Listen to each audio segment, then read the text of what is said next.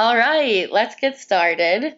Hi, everyone, and welcome to this WOMMA Wednesday webinar, The Secret Metrics to Prove Word of Mouth. I'm Lauren, a Member Relations Manager for the Word of Mouth Marketing Association. Excuse me. And I'm really excited to co-host with our presenter. So it's the CEO of Insightpool, Devin Singer. But before we start, I'm just going to do a short recap about WOMMA. So we were founded in 2004. And WOMMA is the leader in ethical word of mouth marketing practices. And as many of you probably know, it's committed to building an industry based on strong ethical foundation. So through education, such as our WOMMA Summit coming up in Miami in November, professional development opportunities, and knowledge sharing with top industry marketers like Insightpool, the organization is committed to progressing the word of mouth marketing industry through advocacy, education, and ethics. WOMA is the official trade association and premier nonprofit dedicated to word of mouth and social media marketing, focusing on advancing the discipline of credible word of mouth marketing, both online and off. And as I mentioned, joining me today is someone who's an expert in this area, Devin Singer. And I know that he has some important and very interesting info to share, so hope everyone enjoys. Just quick thing, just so you all know, we're recording this session, and if you have a question, feel free to type it in the chat box throughout or the question box, and we will get to those at the end. So hold tight and enjoy. Okay, Insightpool, take it away. Thanks, Lauren. Yeah, we're happy to be here. Thank you for having us. And it's like word of mouth is really, it's one of these things that has been around forever. And since the advent of social media wasn't really called word of mouth. It was just called social media as a different category. But now we're starting to see this massive degradation in terms of how people engage and react with advertising, and how they're now going back to the ways of only engaging and trusting people from word of mouth, of who they're connected to, etc. But now all of that happens in digital. So we're super excited. Insightpool is an incredibly fast-growing company, founded just a couple of years ago. We acquired a company in the Valley as well. And our big thing is to literally bring to light the capacity that everybody has to truly engage and measure word of mouth. Because previously that has been, somewhat of this phantom nomenclature. We want to try and bring real light to it. And as I was mentioning, some of the big themes that we'll go through is, why should you care about it? Well, the actual reality is that things are happening in the digital world that has happened in the physical world in an era already. So, for example, I give this usually is when somebody calls you and you don't recognize the number. How often do you pick up? In almost all cases, if you ask anybody from 10 to 100, they don't pick up their phone unless they recognize the number. And back in days of maybe 10, 15 years ago, you did pick it up, and where telemarketers ruled, and you had to sit there for a pitch. Nowadays, people, it's an adage of that they love to buy but hate to be sold. And so the next area is like, well, how do you become successful with that? And then how do you actually measure it? Because when you're trying to invest in whether it be technologies, things like advocacy, whether that be customer advocacy, employee advocacy, influencer marketing, brand marketing, all these other different things, they take dollars, but it takes a showcasing of results to actually know that those things did happen. So we're going to talk about all three of these things today. And I think one of the first things is why should you actually care? The truth is I think Nielsen said 92%, only because if they published 100%, it wouldn't even look like a statistic. You've got to have something that has some number under 100. But the reality is like we've all seen this before.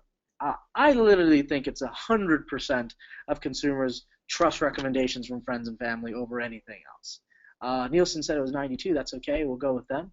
But it's obviously showcasing the mass preponderance of people trust what other people say. And we've seen this in the rise of companies that have become behemoths. So let's take, for example, Airbnb. Well, why Airbnb works is not because you're super jacked to stay at a stranger's house. That's not a normal human reaction. Why it works is because of the reviews that are on there. So when you think about it, whether it be, you know, Uber, Airbnb, all these different ones, Yelp, TripAdvisor, OpenTable, people don't do something without looking at what other people have done with that entity before. So if you're making a restaurant reservation somewhere, you're checking it on Yelp. If you're making a trip somewhere at a hotel you've never been to, you're checking it on TripAdvisor. And that matters. TripAdvisor basically says, like, nobody even looks at the brand photos of the property. They only look at what the traveler photos were. So again, it matters because it's already what matters to us. For the most part, though, as brands and as marketers, we haven't adjusted to that yet, where we still believe like we can create content and we can do things that people will engage. Well, the reality is that those days are largely fairly over. And so if you think about word of mouth against traditional forms of advertising, it's pretty simple. Advertising certainly drives reach, and there's definitely a place for advertising. There's 100% a place for this. But the trick is like, is the advertising based off of what things are working in a word of mouth fashion? There's an interesting baby clothing line brand that we work with that they had no idea that they normally marketed to moms. But what was driving so much traffic and word of mouth was actually coming from midwives or doulas as another name for them. And so when you think about that, like, how does that inform an entire brand strategy? Like an audience that is actually moving and talking about something, you can really think about like, well, hey, should we be just marketing the moms, or should we also be talking to the grandmas, the mother-in-laws, the new grandma to be, as well as the midwife and the people that the nurses that help deliver those babies? And that just opens up an entirely new market. And so those are things of why that advertising is interconnected. Word of mouth is a way to drive it and understand the organic part and the sincere part of it, but then to layer that on with correct forms of advertising using that intelligence.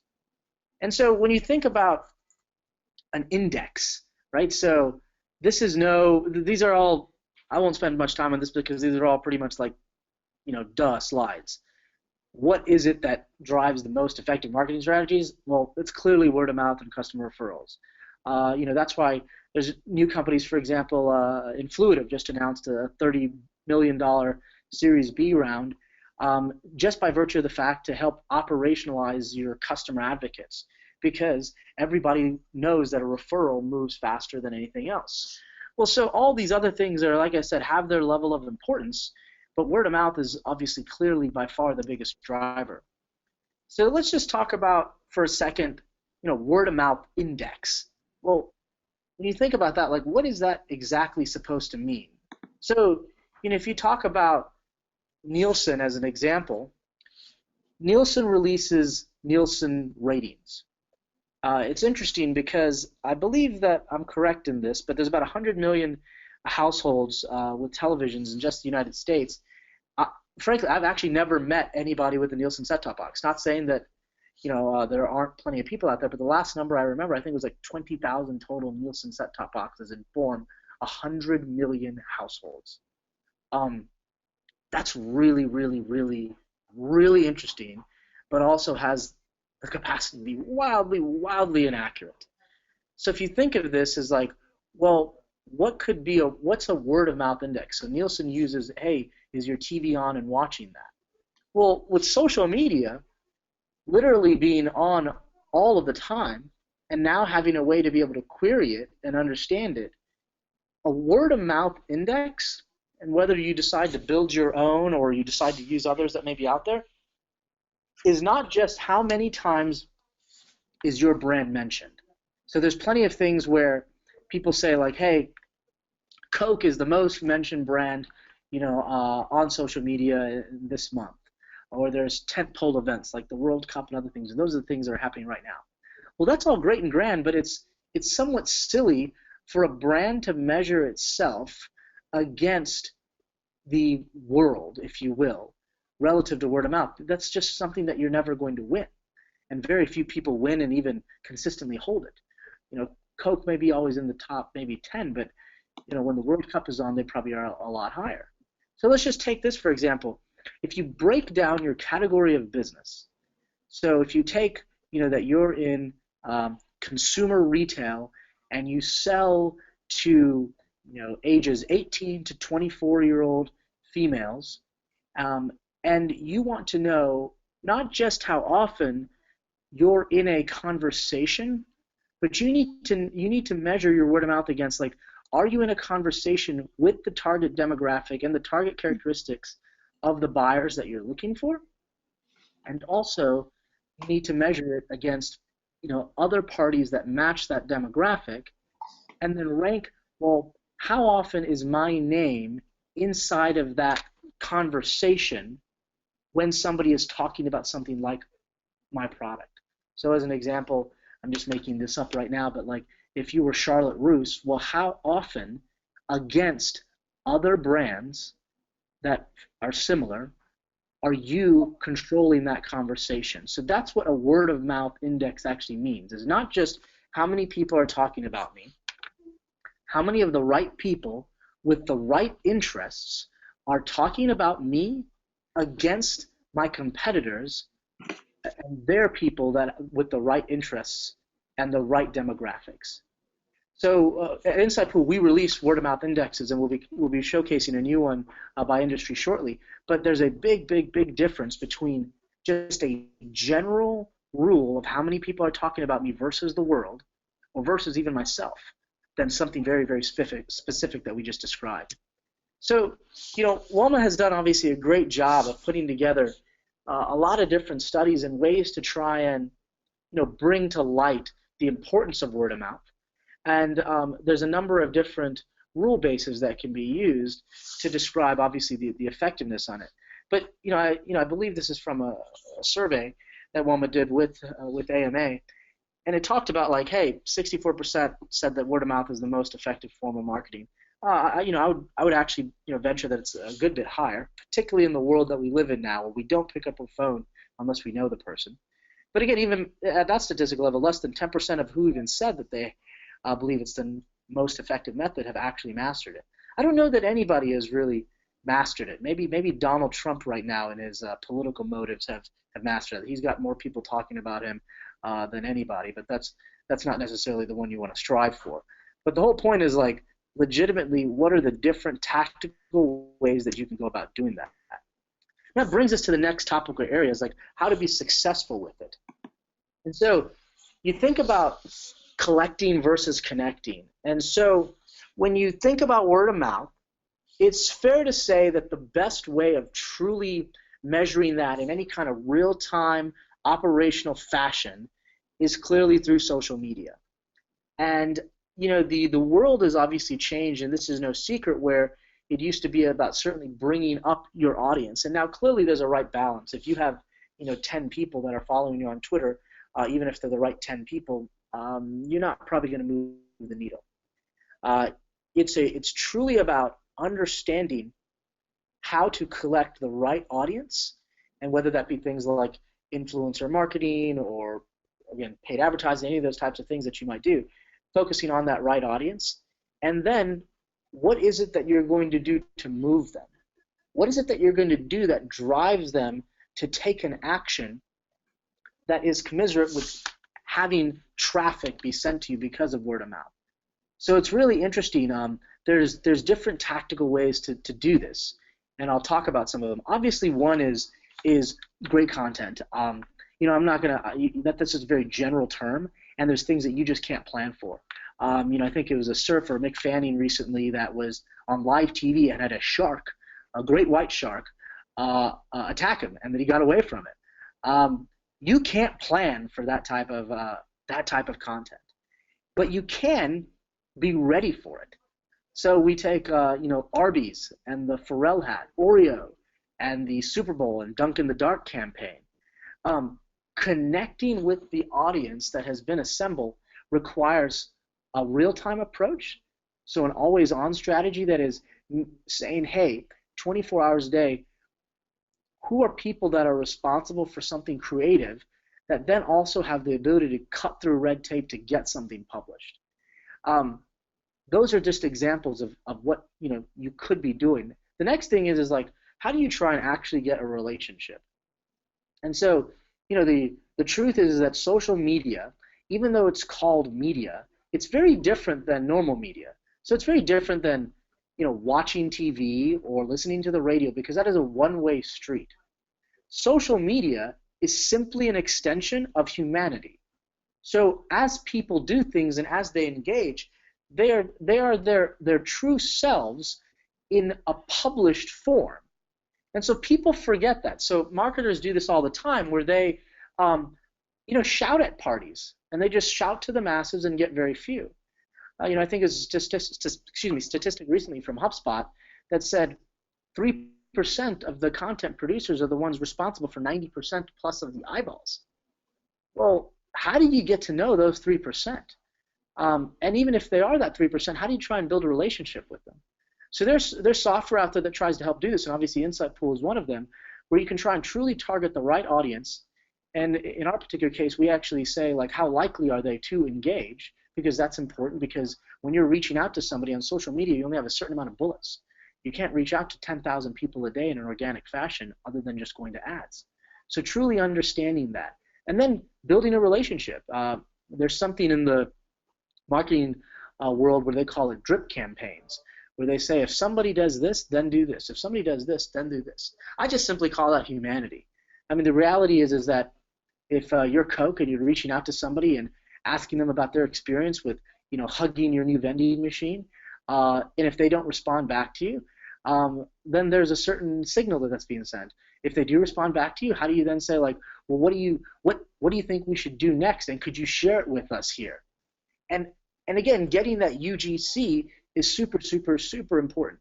So one is be ready for real-time content. Have a actual process in place when something happens that people can submit, and that you can have a quick and easy approval process. Say, like, yeah, let's jump on this.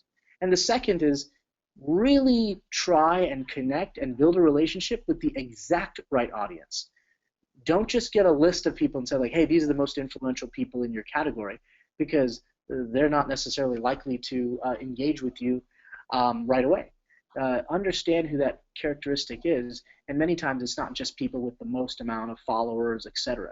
It's the ones that are showcasing those right characteristics. So I can't emphasize those two things enough. And then let's talk about, how do you try and actually identify those audiences? Well, again, I think there's a large depth of demographics and a large rise of characteristics. So there's a customer that we have at a big home improvement retailer, and he's called Millennial Mike, and they actually have signs out his office and so forth saying that, because the truth is like his interactions on social media and what he does is very showcasing of a millennial. And by the way, there's a million other people like that. I think one of Facebook's target markets that was growing the fastest was moms over 50, because they want to keep up with what their kids and grandkids and so forth are doing. That was one of their largest growth areas.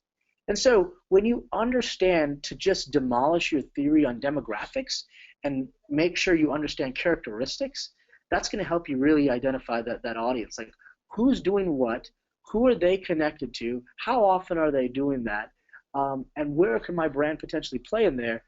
Just look at the characteristics. Don't look at who they actually are, because it could be incredibly surprising to you. I think there was like a country song that said, "I'm so much cooler online." And by the way, that's very, very, very true, but that's okay. You're looking for those people that can be cool for your brand online.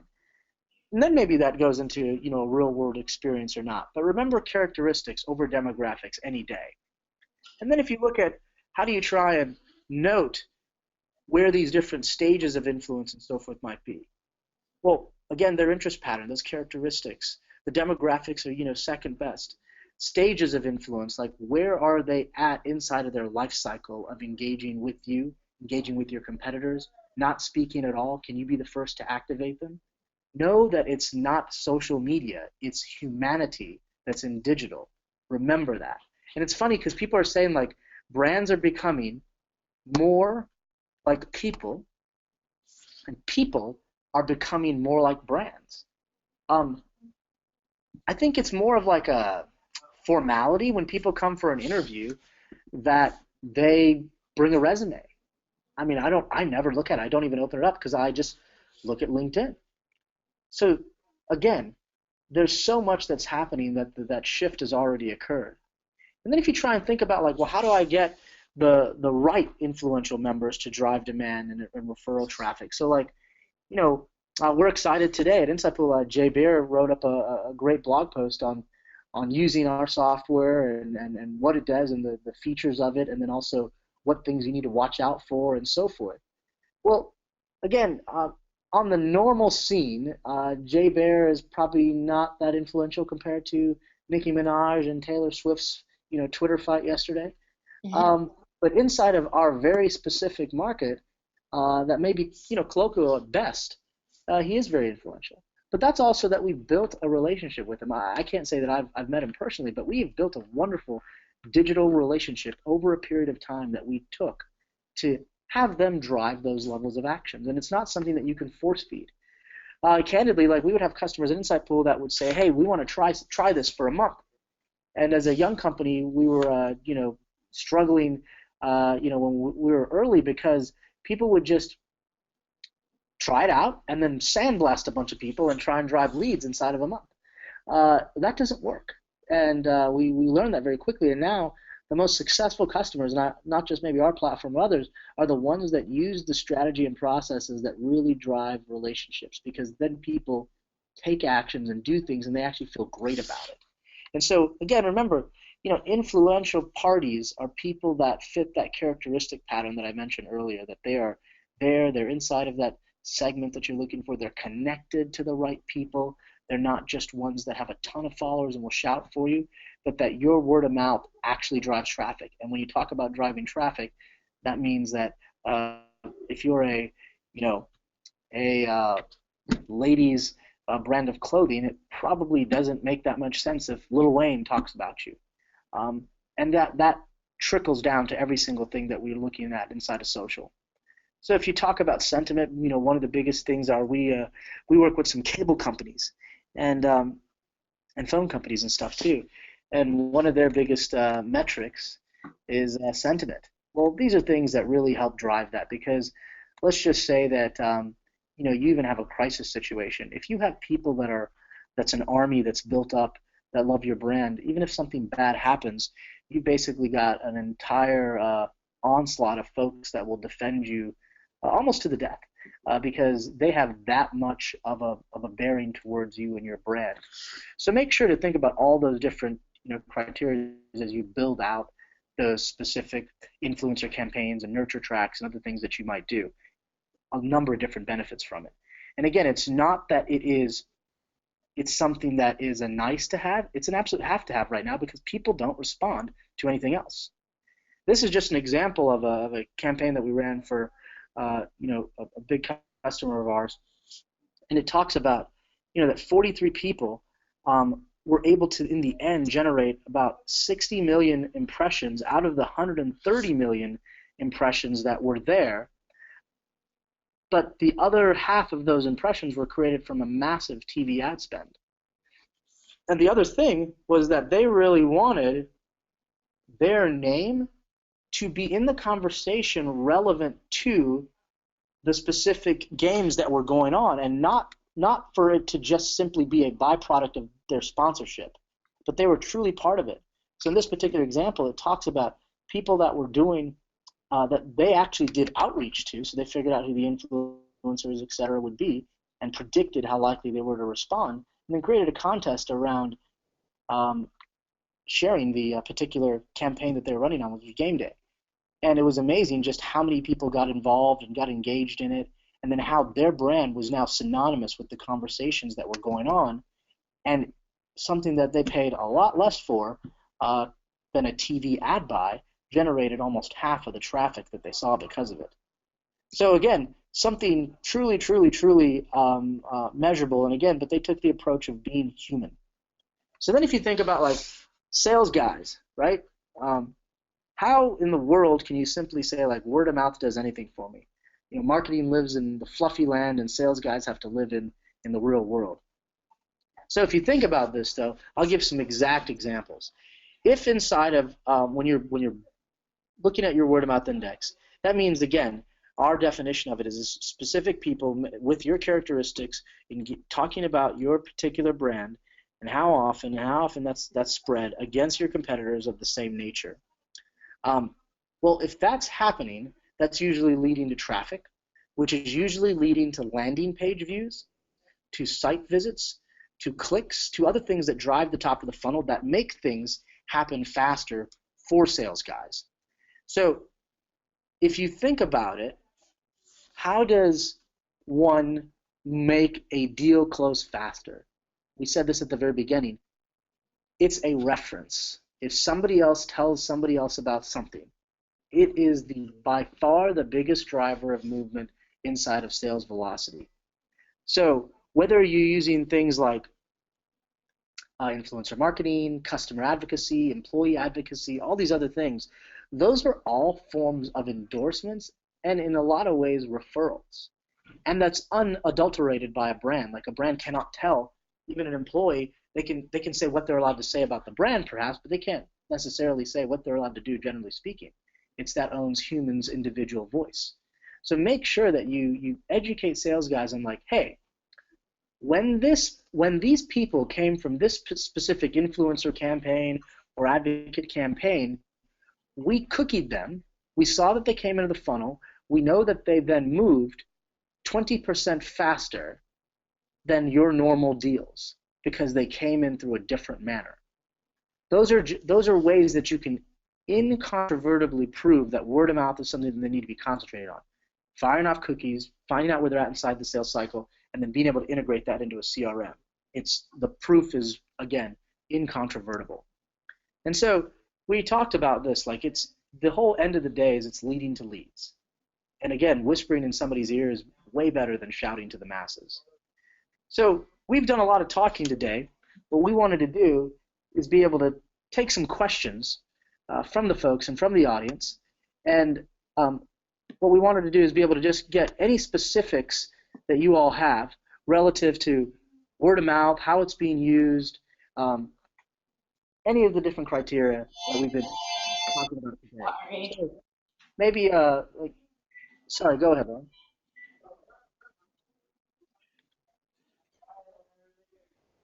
Hey, Lauren, did you have any of the questions? Let me see. Right now, no questions have come through. Just some friendly responses and saying hello from places like Greece and where everyone else is tuning in from. But this would be a great time for everybody to type anything in that you have a query about. So I'll let that run for like maybe 10, 15 seconds if anyone wants to ask a question. Yeah, sure. Actually, what we've got here too is like we've done a couple webinars on word of mouth. If you'd like, we can, as people are sharing that, we have a list of questions that we've gotten from previous webinars, and we can actually have those read out, and maybe that will spark some conversation as we get people typing. Is that okay? That sounds good. Sure. So I have Hillary from our team over here that actually has the questions. Hillary, would you like to just read some of them off, and then I'll try and answer them? Yeah, definitely. So one of the questions that we've been receiving around word of mouth on Twitter and on other webinars is how do I figure out my word of mouth index?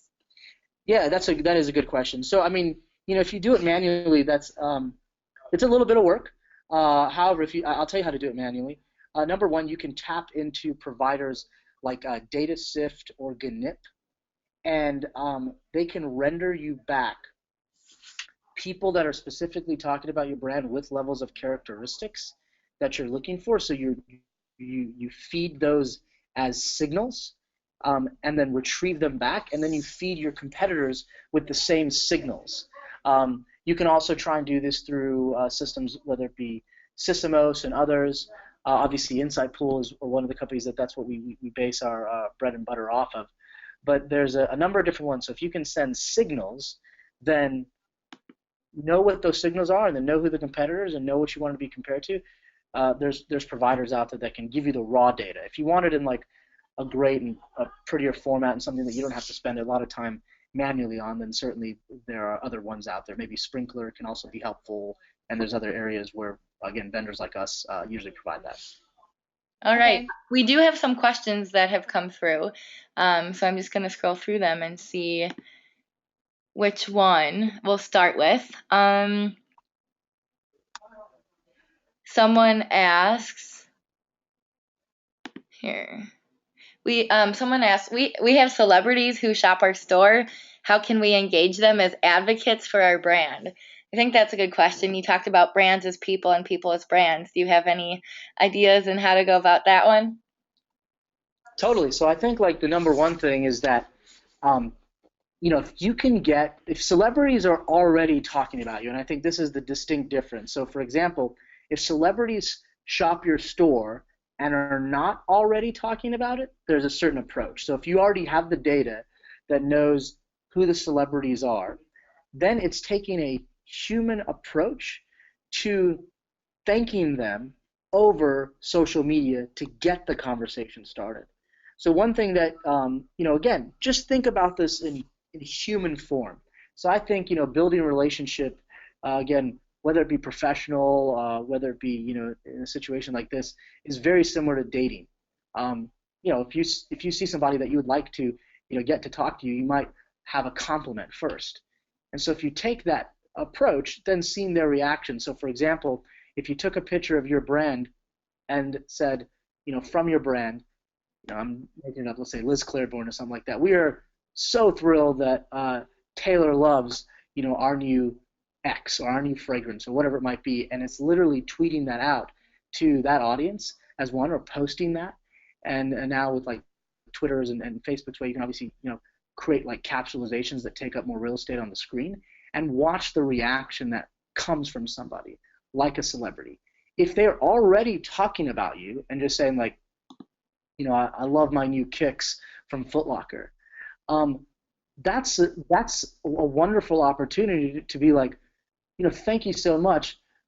What is your favorite shoe we've released in the last 5 months? It's a way to begin a conversation that leads to a discussion that leads to advocacy. And so the trick there is 100%, if they're not talking about you, thank them and get them to talk about you.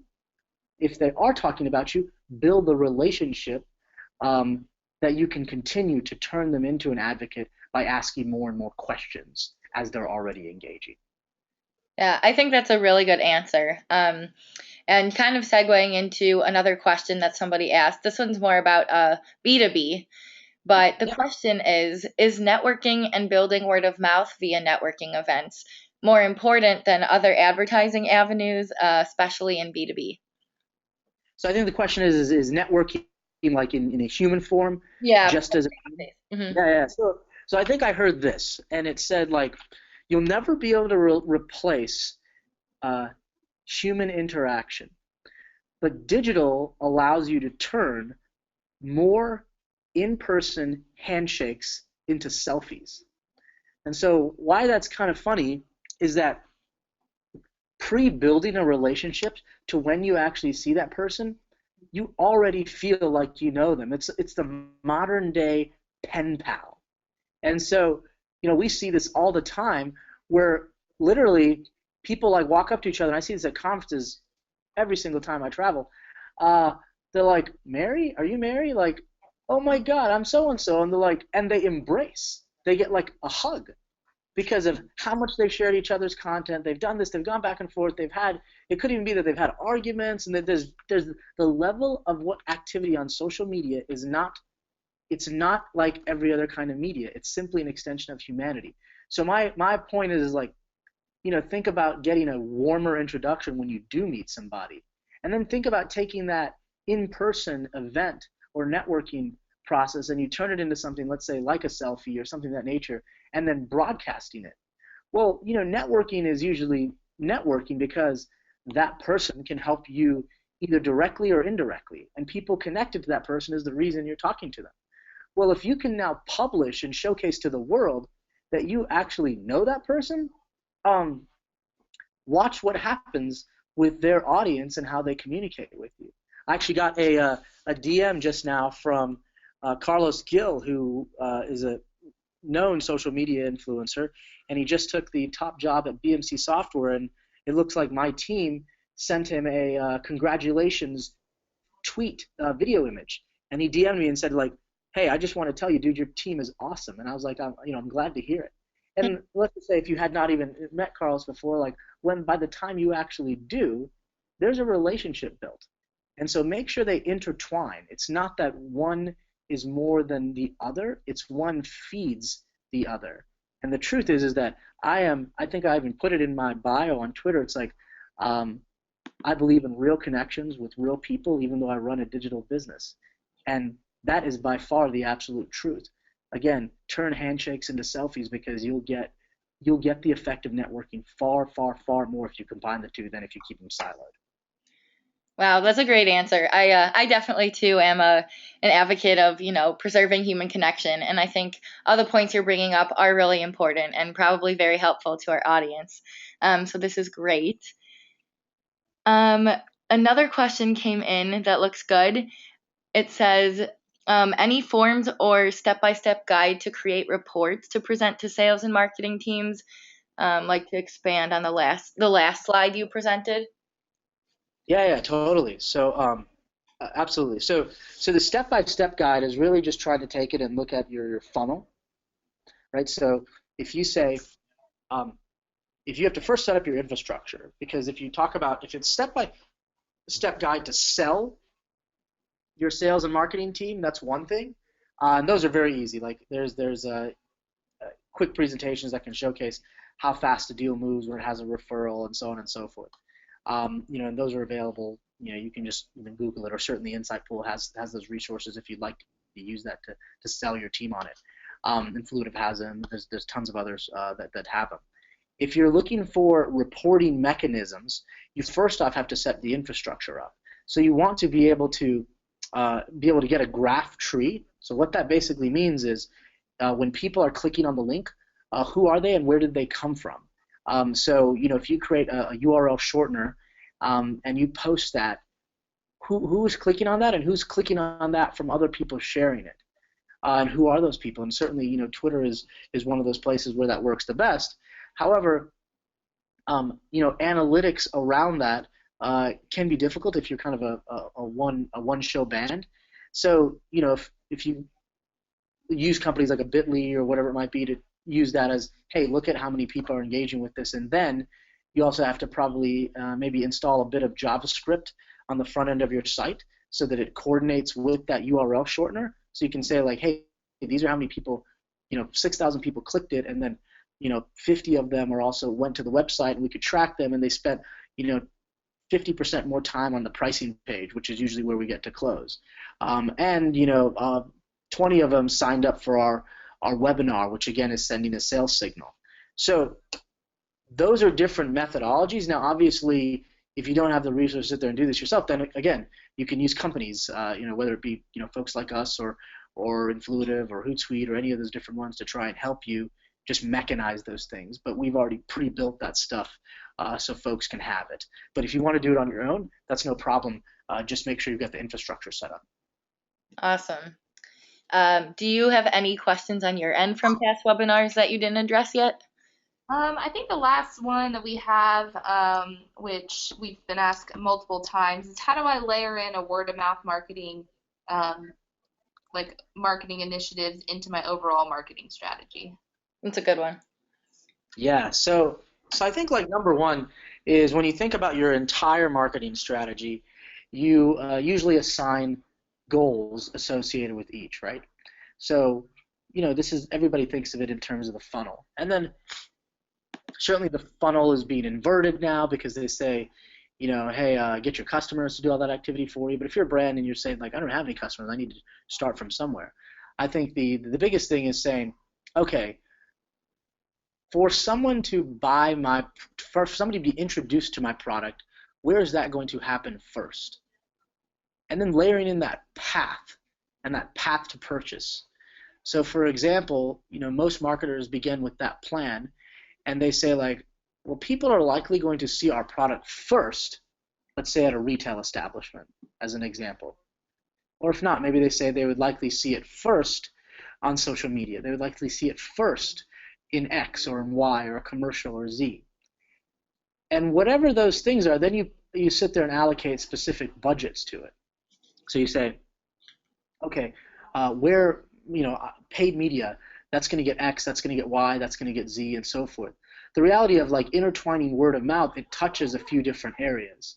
So I don't think like if you just say word of mouth is one particular bucket, even like social media, that probably is not the correct way to look at it. It's an overarching, it's the activation of what people do after being introduced to what it is that you're showing them. So making sure, like in a retail establishment, I see, smart businesses doing this all the time. For example, they say like, hey, if you tweet out a photo and tag us, you get a free dessert.